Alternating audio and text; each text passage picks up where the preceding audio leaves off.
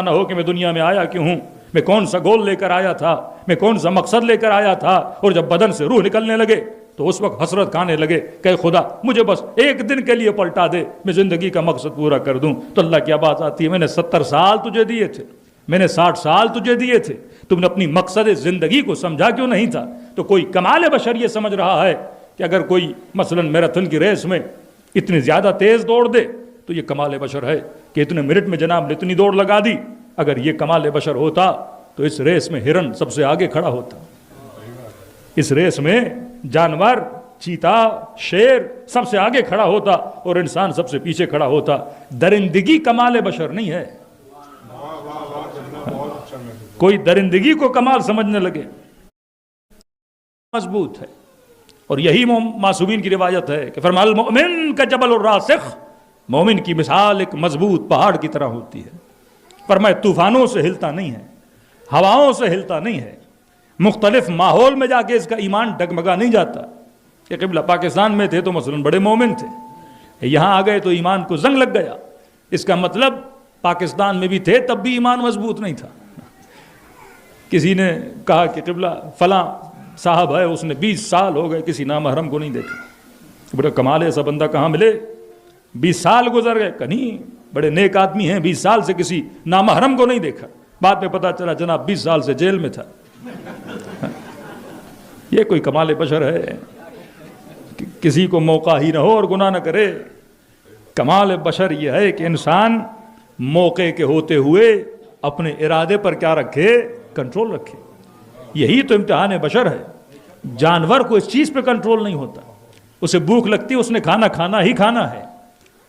اسے پیاس لگتی ہے، پانی پینا ہے. اس کے وجود میں شہوت آتی ہے، وہ یہ نہیں دیکھتا کہ وقت کو دیکھا جائے، حالات کو دیکھا جائے، حلال و حرام کو دیکھا جائے. اس نے اپنی شہوت کا ازالہ کرنا ہے. یہی کمال بشر ہے کہ پورا مہینہ خدا تجھے روزہ رکھوا کر تیرے وجود میں کنٹرول کو پیدا کر کے تجھے یہ بتانا چاہتا ہے کہ تو ثابت کر تو سرحد حیوانیت میں ہے یا سرحد انسانیت میں ہے.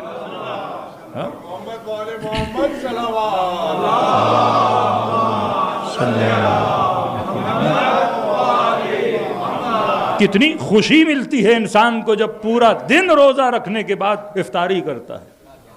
یہ خوشی کھانے کی خوشی نہیں ہوتی. یہ خوشی ہوتی ہے تم نے ایک گول کو اچیو کر لیا. تم نے ایک ٹارگٹ بنایا تھا کہ میں یہاں سے یہاں تک کھانا نہیں کھاؤں گا، اور یہی کمال بشر ہے کہ تو نے اپنے ٹارگٹ کو پورا کر دیا. لہٰذا اندر میں آپ کو کیا ملتی ہے؟ خوشی ملتی ہے. تو موضوع فرماتے کم از کم ہفتے میں پھر 2 مرتبہ روزہ رکھا کر، تاکہ تمہارے ارادے کے جو مسلز بلڈ ہوئے ہیں وہ ویسے کے ویسے رہیں. ایسا نہیں ہے کہ آپ 30 دن باڈی بلڈنگ کرو پھر کہو کہ میں چھوڑ دوں گا اگلے سال جا کے کروں گا، لیکن مسلز ویسے کے ویسے رہیں. آپ کے برین کے اندر بھی مسلز ہوتے ہیں، انہیں بھی متواتر تمرین اور ایکسرسائز کی ضرورت ہے. تبھی فرمایا 30 دن روزہ رکھا، پھر ہفتے میں 2 دن، ہفتے میں 1 دن روزہ رکھو، 15 دن میں 1 دن روزہ رکھو، 14ویں کی رات روزہ رکھو، کسی ولادت و شہادت پہ روزہ رکھو، تاکہ آپ کے اندر وہ ٹریننگ باقی رہے. اور روزے رکھنے کا مطلب یہ تھا کہ اپنے وجود کو کنٹرول کرنا. اب مومن اور بندہ خدا، اب سفرے پہ بیٹھتے ہو، کئی چیزیں پڑی ہوئی ہیں، اب یہاں پہ کیا کرنا ہے؟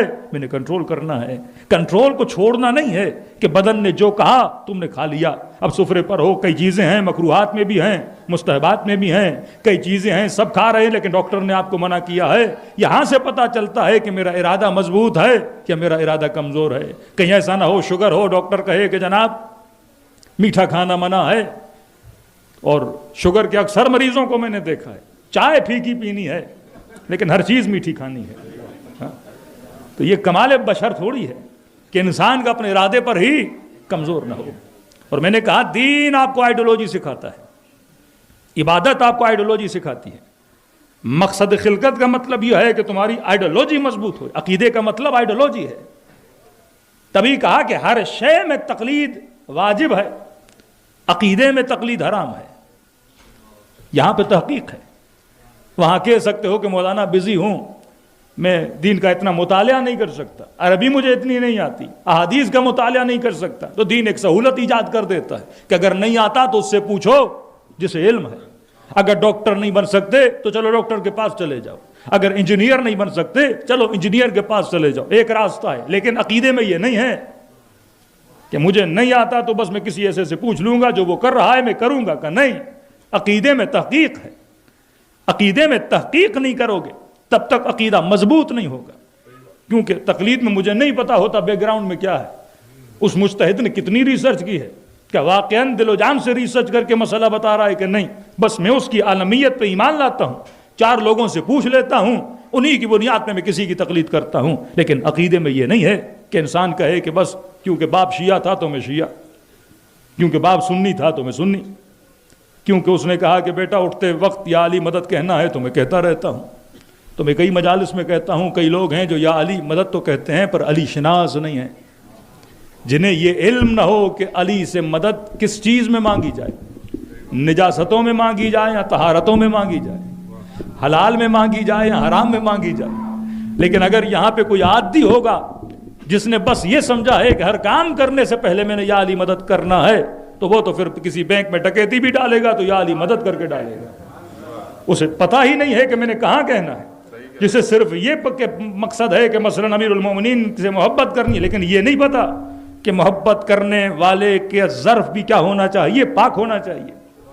ہاں، کئی لوگ ہیں امیر المومنین کا نام اپنے گردن میں باندھ دیتے ہیں، لیکن یہ تمیز ہی نہیں ہے کہ بدن بھی پاک ہونا چاہیے. یہ پتہ بھی نہیں ہے کہ بغیر وضو کے نام اہل بیت بدن سے مس بھی نہیں ہونا چاہیے، کیونکہ تمیز نہیں ہے.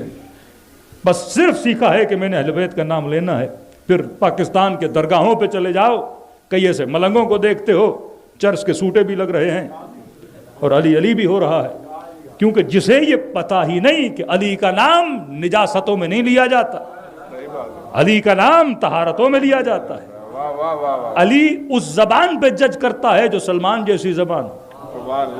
تبھی امیر المومنین کو خوشی ہوتی ہے، کیونکہ تم اس کی معرفت بھی رکھ رہے ہو، اب نام بھی لے رہے ہو.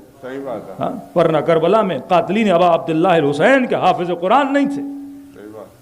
ابن ملجم بہترین قاری قرآن ہے کہ اہل فارس نے عمر کو خط لکھا کہ مسلمان بن گئے، قرآن سکھانے کے لیے کسی کو بھیجو، تو عمر نے ابن ملجم کو بھیجا تھا اور احسان کیا اہل فارس پہ، میں اپنا بہترین قاری قرآن بھیج رہا ہوں، اسے گھر بھی دینا، اس کے بچوں کا خیال بھی رکھنا، اسے بہترین سیلری بھی دینا. وہ جو قرآن پڑھے تو لوگ گلیوں میں کھڑے ہو جاتے تھے. قرآن پڑھ تو رہے ہیں پر قرآن سمجھ نہیں رہے. صحیح بات. ہاں، یشترون بآیات اللہ ثمنا قلیلا، بعض لوگ اللہ کی آیتوں کو کم قیمتوں پہ بیچتے ہیں.